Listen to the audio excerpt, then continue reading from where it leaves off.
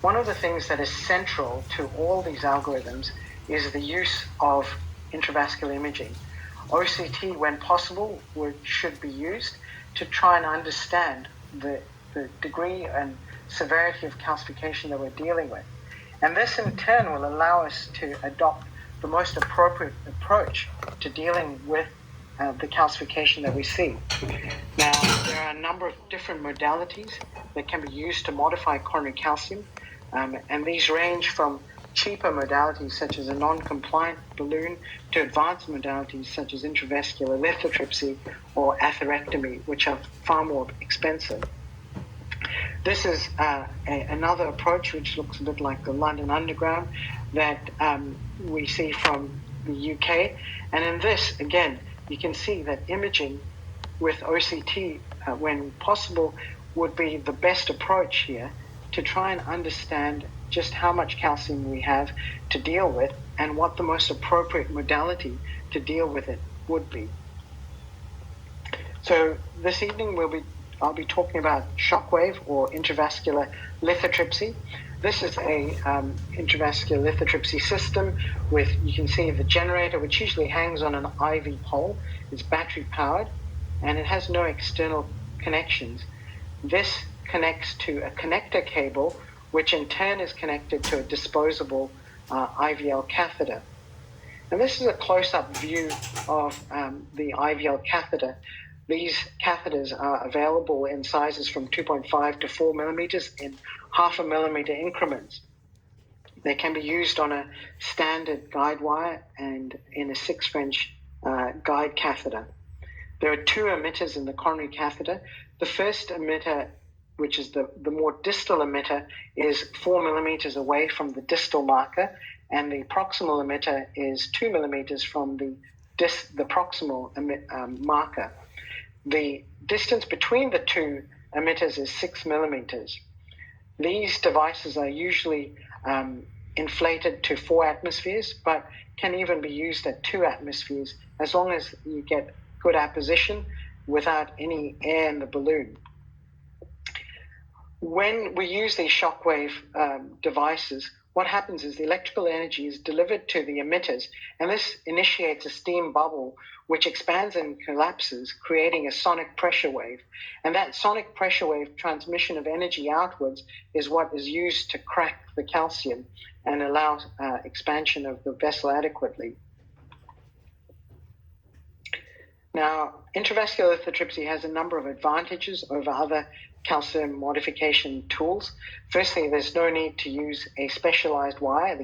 You can use a standard 014 guide wire, as well as you can maintain a guide wire in a side branch if you're undertaking a bifurcation PCI. With IVL, you don't actually need to be worried about distal embolization because there shouldn't be much in the way of distal embolization. And finally, there's a very small learning curve to the use of IVL compared to some other advanced calcium modification technologies. In Disrupt CAD3, there was an OCT sub-study with 100 patients, and Disrupt CAD3 in total had 431 patients. And this non-randomized single-arm IDE trial, which was presented in the last 6 months, last 12 months, had this OCT sub-study which had a specific algorithm. They used a pre-procedure OCT run followed by an OCT run straight after shockwave lithotripsy and an OCT run at the end when the operators were happy with the result. So firstly, let's look at what we do with the pre-procedure OCT run. So if we go back to the MLD max algorithm and we consider the M part of it, or morphology, you can see that this is very important to consider whether the vessel has calcium in the first place. And in this, in the middle panel here, we can see at about 1 o'clock, there is a calcified plaque. Once one has identified how much plaque there is, the next step is to characterize the calcium and to understand, is it superficial calcium, is it deep calcium, or is it nodular calcium? So for instance, for nodular calcification, I would recommend atherectomy as opposed to IVL. I think the risk of balloon rupture with nodular calcium when using IVL is higher, and that is a scenario in which you'd probably want to use atherectomy first. If you did use IVL, it would be probably after atherectomy. This is data that was published in 2018, and this is the calcium volume index score, which many of you may have seen. It's also known as the rule of fives. It takes into account the thickness of the calcium, so 0.5 millimeters thick or greater is considered to be important calcification. Similarly, a calcium arc of over half or 180 degrees is important, and finally, a length of coronary calcification over 5 millimeters is important. A total maximum score is 4. And the reason why this is important is because when you look at this graph here, on the y-axis you see stent expansion, and on the x-axis the calcium volume index score. And a score of 3 or more seems to have a negative impact on stent expansion. And so this is an indicator that if you get a coronary volume index score of 3 or 4, it probably requires some form of advanced lesion preparation. Moving on beyond morphology to diameter in the MLD max algorithm, this is why it is critically important to get the diameter right when using IVL. If you want to get an optimal and sustained effect from IVL, it's very important that the balloon is fully opposed to the vessel wall and also roughly at the same size that you want to end up stenting. And in this image on the right, you can see that your field effect from the energy released is most appropriate to the vessel size when the IVL catheter size is the same size as what you'd end up wanting to stent with. So what I do is I use a 1-to-1 IVL balloon sizing, and I use the standard algorithm from Illumin 4, which is I use EEL to EEL, external elastic lamina to external elastic lamina, when possible. If this is not possible, then I use a lumen diameter. And usually I use a mean of 2 measurements and round it up when needed. The next part is using the co-registration and managing the pulses that are available. The IVL catheters have 8 cycles of 10 pulses, so you have 80 pulses to deal with the vessel at hand. And most of us are in cost-constrained or resource-constrained situations where we need to make use of our catheters as best we can, so that we can get away with using one catheter as opposed to having to open multiple catheters. And so the OCT co-registration allows me to find where the maximum calcification is and the areas that require IVL, and I can map that out and register it on my angiogram so that I can deliver the pulses that I have, the 80 pulses that I have, in the most appropriate locations. So once we've obtained all this information, then we undertake our IVL with the appropriately sized device. And one of the things that they did in this OCT sub-study of Disrupt C83 was to do another OCT run straight after IVL. And I don't routinely do this, and I'll explain why. So this is from the Disrupt C83 OCT sub-study, and we can see here that 2/3 of lesions, there were fractures that were visible after IVL. So basically in 1/3 of these lesions, you won't actually see any fractures. When there were fractures, the fractures were at a site where the calcium arc was 192 degrees. And what you can see in the right-hand graph is, in the blue, is post-IVL fracture width. And as soon as you stent afterwards, you can see that the fracture width opens up to a lot more than what it was just straight after IVL. But this is really the important slide here relating to doing an OCT run after IVL and before stenting. So regardless of whether or not you saw a fracture on OCT in that run straight after shockwave lithotripsy, there wasn't any difference. If there was a fracture or not that was visualized, there wasn't any major difference in the minimum stent area, the percentage stent expansion, or the area stenosis. So one could argue that regardless of whether or not you see fractures on a post-IVL OCT run, it wouldn't necessarily change what you did next. And this is the reason why. The OCT is fantastic in showing multiplane and longitudinal calcium fractures, but this is only seen in about 2/3 of patients, because the issue is that fractures can happen in planes that we're not necessarily visualizing, and they can also occur at a resolution that's lower than OCT resolution. And this is from some of the data that's been obtained on micro CT. This is some other information that I thought was interesting. One of the chief complaints or barriers to undertaking an OCT run or using imaging in general amongst those who don't use imaging routinely is time. And what this showed was that the total procedure time was no different in this study dealing with complex patients with complex disease. Whether or not you did an OCT run, there was no difference. In fact, numerically, there was a slight reduction in the time taken, and presumably that's because people knew what they were able to do, what they needed to do, and were able to strategize more effectively.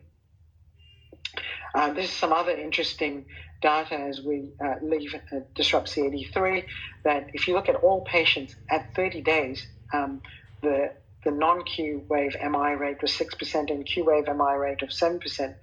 And these numbers were much lower in the OCT sub-study, albeit with very small numbers of patients. But there certainly was a signal there, which was interesting.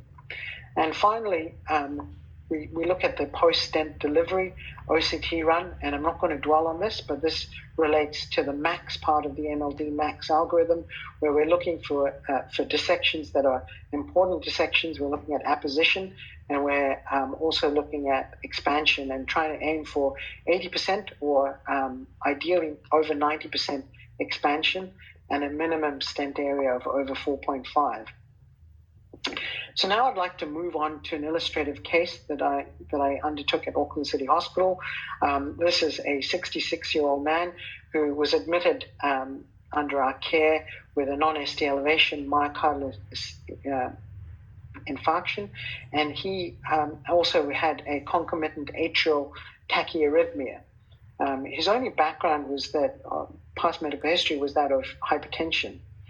Now, we undertook this case using a 6 French right radial artery sheath, a 6 French XB 3.5 guide, and we administered intracoronary GTN. This is a Sion blue wire sitting in his distal LAD, and this OCT run was undertaken after pre-dilatation with a 2.75 by 12 millimeter NC balloon to low pressure, just to maximize flow and optimize our OCT imaging. And you can see there clearly that there is a severe mid-LAD lesion present.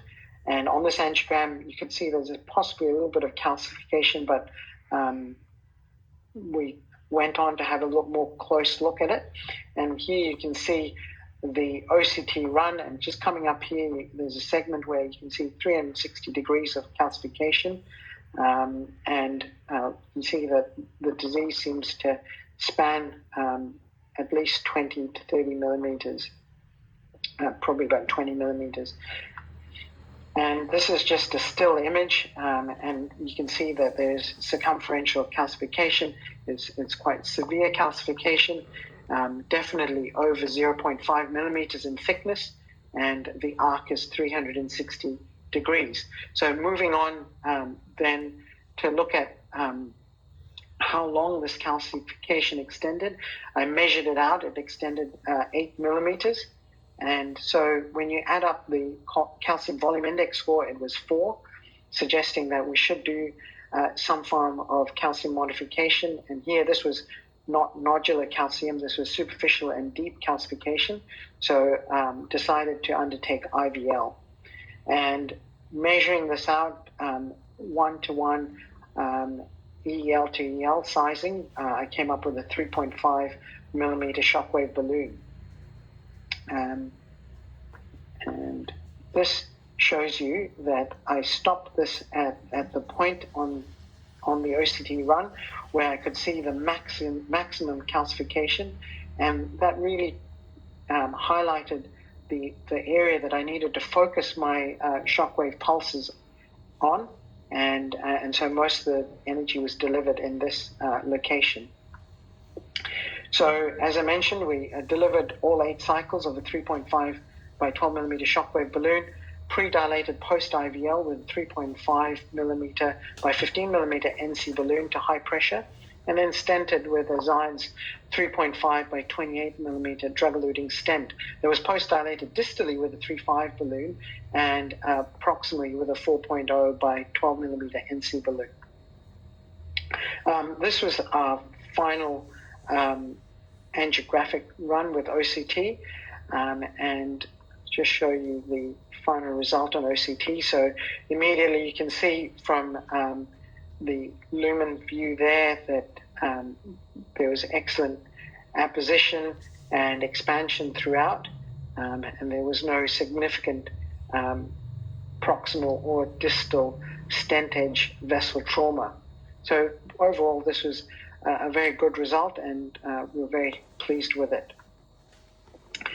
So in summary, OCT is a very important and central part of a number of the different coronary calcium management algorithms, whether they be the UK algorithms or those from North America.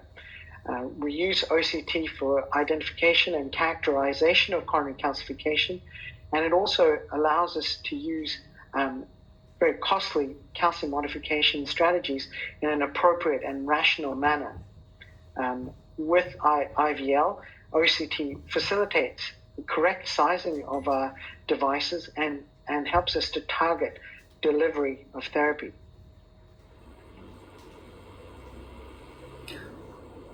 Thanks very much indeed, Jith. Excellent talk, really clear.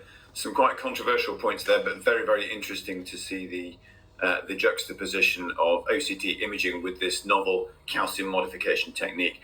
So I'm aware that we are slightly over time owing to the technical hitches, but I think it would be remiss not to ask each of the speakers at least one question, because there's often a lot of interest in the Q&A, and certainly I can see in the chat box a lot of questions have come in.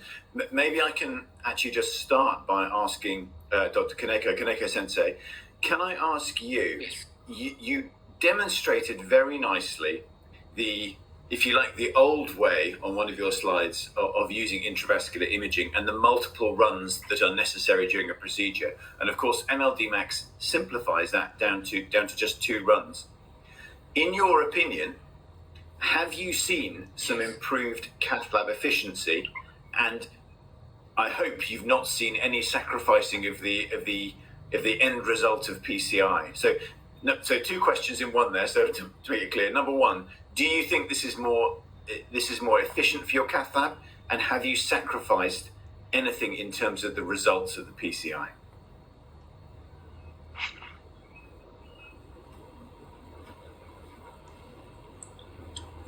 Thank you for a nice question. So when we start to use the MLD Max pullback, and the PCI strategy can be very simplified by this OCT guided strategy, because the operator and the assistant can assess the OCT simultaneously, and the PCI strategy can be simplified and standardized by this method.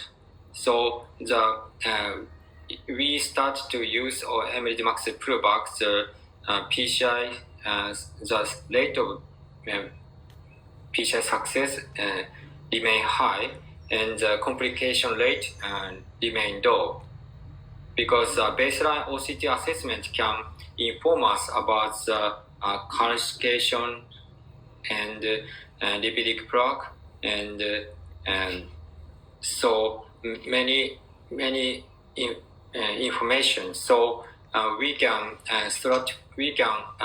decide the PCI strategy very easily from the first OCT assessment.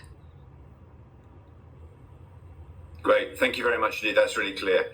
And if I can now ask Dr. Fujita Sensei, I think you saw a question, a very long question came into the chat box specifically for you. But I think one thing I would like to address for the audience is, how do you select, on the basis of OCT, what the method of calcium management should be? Because of course, operators have a wide range of techniques, from simply forms of cutting or atherectomy balloon, right up through rotational atherectomy, laser obviously in your hands, and as Jet has explained to us, intravascular lithotripsy. So what are the things that you use on the OCT to decide which to do? Yes, thank you for a nice question. So in Japan, is now not available in the lithotripsy, unfortunately. So we have not the lithotripsy. So in my situation, so if OCT shows a calcium score 4, we choose a rotablator mainly. But if the scoring is very short and local region, sometimes use OAS atherectomy, orbital atherectomy, sometimes atherectomy. But sometimes it's very difficult to use a rotablator and OS. I choose a technique, the user cutting balloon. Cutting balloon shows a good cracking on calcium. But basically, I think it's region modification is a rotablator is the best now.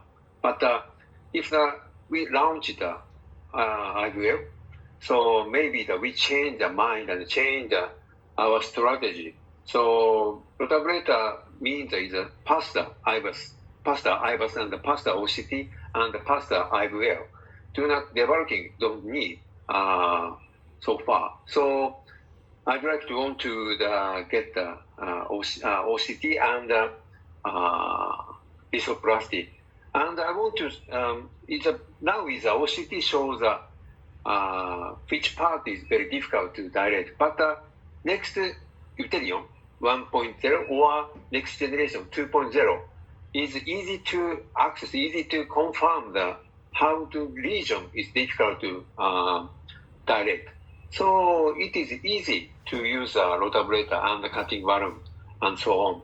So next Euterion 1.0, I want to see next time. Thank you. Thank you very much indeed. I'm going to ask you one more half question, because I want to challenge Jith on this as well. And I think Jith may know what I'm going to ask him, but if not, he's going to guess now. So one thing that you mentioned about was the utility of imaging after calcium modification. Of course, what everyone is terrified about with calcium is stent regret. You put the stent in, and it looks like an hourglass, and then you've got real trouble modifying it. Is it your normal practice after calcium modification to image again to make sure that you have modified the plaque? Yes. All case, I prefer to use a rotablator, making a calcium score 4. But before OCT, is a CT and IVUS show the classification.